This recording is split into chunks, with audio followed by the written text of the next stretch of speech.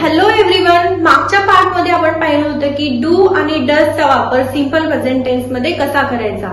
Negative वाक्य असेल किंवा क्वेश्चन बनवायचा असेल तर आपण डू आणि डजचा वापर करतो. आज आपण बघणार आहोत सिंपल प्रेझेंट टेन्स मध्येच यस, इयस, आयएस फॉर्मचा वापर कसा करायचा. बऱ्याच लोकांना प्रश्न पडतो की आय प्ले क्रिकेट असेल तर ही प्लेज क्रिकेट का, आय गो टू क्लास असेल तर ही गोज टू क्लास का. म्हणजे यस यस फॉर्म आपण गोज का वापरतोय, यस यस का लावतोय हे बऱ्याच लोकांना माहिती नसतं. तर चला आज आपण शिकूया. हा रूल सिंपल प्रेझेंट टेन्सचाच आहे. तर आपण पाहणार आहोत कधी यस वापरायचा, कधी इयस वापरायचा आणि कधी आयएस वापरायचा. तर सिंपल प्रेझेंट टेन्स मध्ये जेव्हा थर्ड पर्सन सिंग्युलर बद्दल बोलायचं असते त्यावेळेला आपण व्हर्बच्या शेवटी यस, इयस किंवा आयएस लावतो. ठीक आहे, परत एकदा सांगते. सिंपल प्रेझेंट टेन्स मध्ये जेव्हा थर्ड पर्सन सिंग्युलर बद्दल बोलायचं असतं, थर्ड पर्सन सिंग्युलर कोण, he, she, Ram, Shyam, Sita, Geeta, father, mother, sister, daughter हे सगळे कोण असतात, थर्ड पर्सन सिंग्युलर. ओके, भरपूर आहेत अजून, child, person. Okay, third person singular असणं गरजेचं आहे. तर थर्ड पर्सन सिंग्युलर आणि कुठे लावतो तर वर्बच्या फर्स्ट फॉर्मच्या शेवटी. ओके, V1च्या शेवटी आपण इयस, आयएस किंवा यस लावतोय. तर आता आपण पुढचे रूल्स बघूया की यस कधी वापरायचा, इयस कधी वापरायचा आणि आयएस कधी वापरायचा.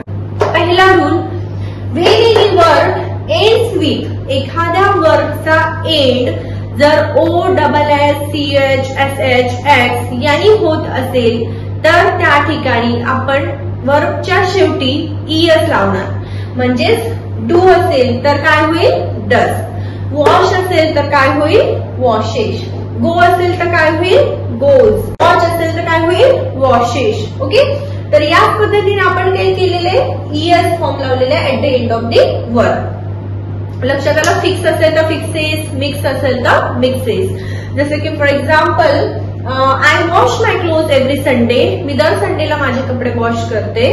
बट ही किंवा she washes her clothes every Sunday.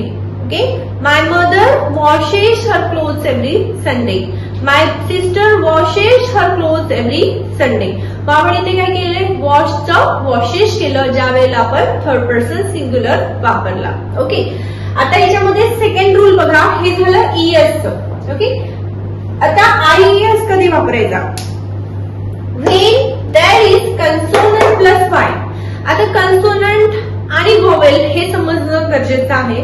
कन्सोनंट म्हणजे काय तर एबीसीडी मध्ये AEIOU सोडून उरलेले जे काही असतात ते सगळे काय असतात, कन्सोनंट असतात. फॉर एक्झाम्पल डी झाला, एफ झाला, जी झाला, एच झाला, हे सगळे काय आहेत, सगळे झेड पर्यंत जे AEIOU सोडून. ओके, ते काय असतात, सगळे कन्सोनंट असतात.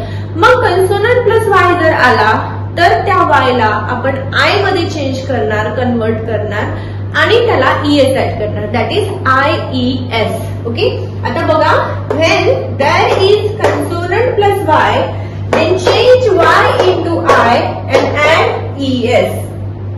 म्हणजे आता वरीचं काय होईल, वरीज. ब्युरी म्हणजे गाणे जमिनीमध्ये, त्याचं होईल ब्युरीज. स्टडीचं होईल स्टडीज. जसं की आय स्टडी रेग्युलरली, मी रेग्युलरली अभ्यास करते.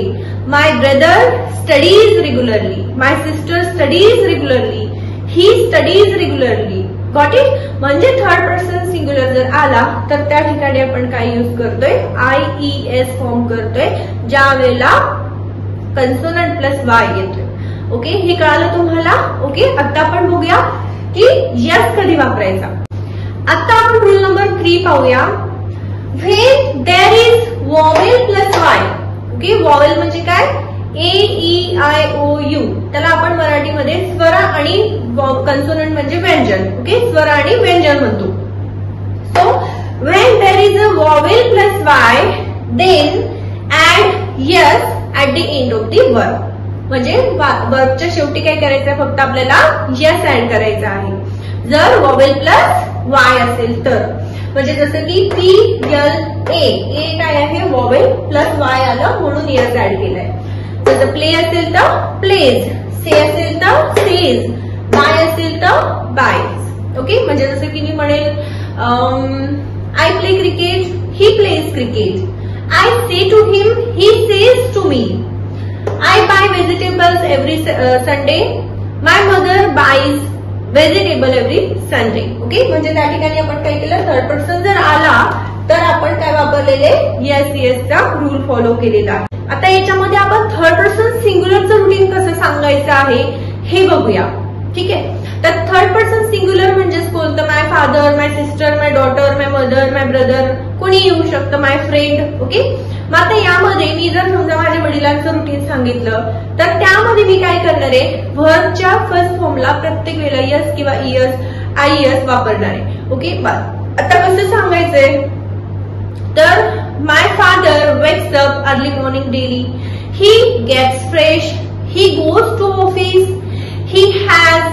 आता इथे आपण काय केलंय, हॅज वापरले, तर हॅज आपण वापरतोय खाण्यापिण्यासाठी, ईट्सच्या जागी वापरतोय has.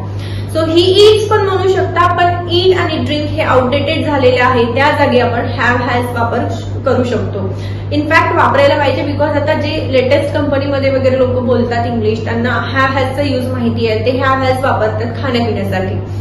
So he has breakfast at 9 AM, then he does his regular office work, then he comes back to home at 5 PM, he gets fresh again, he has a cup of tea, he spends some time with us, then he watches TV for some time, then he reads book for some time, then he has dinner with us, then he goes to bed. Okay, तर यामध्ये मी काय केलेलं आहे, व्हर्बच्या प्रत्येक वेळेला first फॉर्मला yes किंवा इएस लावलेला आहे. ओके, अशाच प्रकारे तुम्हाला पण प्रॅक्टिस करायची आहे, तर त्यामध्ये तुम्हाला स्वतःचं रुटीन